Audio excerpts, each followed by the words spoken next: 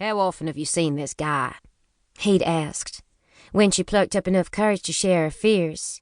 He leaned towards her, smooth chin cupped in his manicured hand. She caught a whiff of cologne. "I'm not sure." "Ballpark?" "A couple of times."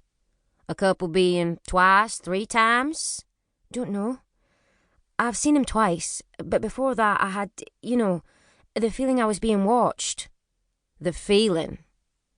He'd lain back in his seat at this point and balanced for a second on its hind legs, then straightened, as if he'd remembered to take her seriously. "Yeah," said Penny. "Like when you just know someone's staring at you, but you look around and no one's there." He shuffled some papers, a message, she felt, that he was a busy man with more important work to do. "One day in Kmart, for example, I was picking out a dress for my daughter's birthday party, and I just had this feeling that someone was watching me." "Was someone watching you?" "I'm sure he was, but when I looked round he was gone." "How do you know it was a he, if he was gone?" "I saw him another time, at the school, I'm sure I did, when I went to fetch Angel." "What did he look like?" "I don't know. Kind of medium height, yet not that tall."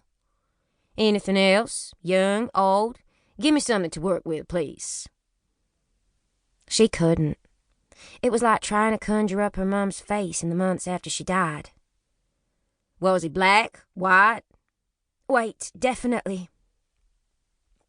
"Well," he sighed, "that sure narrows it down."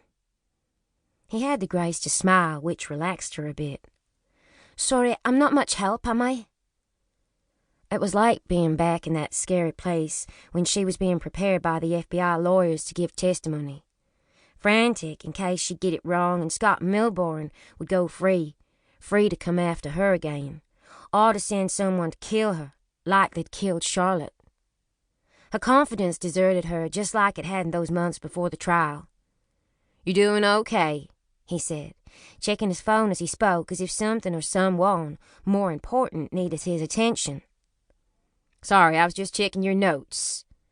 "You carry them around on your phone?" "Great. Something else for her to worry about." "I access them, that's all. It says here that you're a writer." Penny gave him an embarrassed smile. "Who told you that? Seth. I would like to be a writer, as in I've got a book in my head. Unfortunately, small kids don't leave too much time for Mummy to become a best-selling author." "I hear you," he said. "It's just I went out with a girl once who was a writer. Man, she just about drove me crazy. Talk about hyperactive imagination." "Did she go, 'What if the plane crashes? What if a hurricane hits?' Catastrophizing all the time?" "What if someone's watching me?" he said, with a sly grin. "Okay," said Penny. "I take your point. Seth would probably agree with you. Poor guy. He's had 10 years of this. He's always telling me to chill." "Seth's right. You should try to lose the fear. You don't have to worry."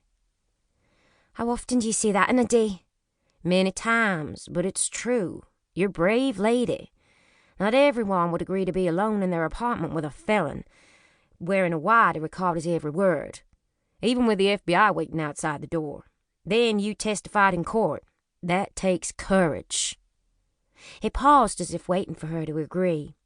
Penny, Scott Milburn is in a high-security prison.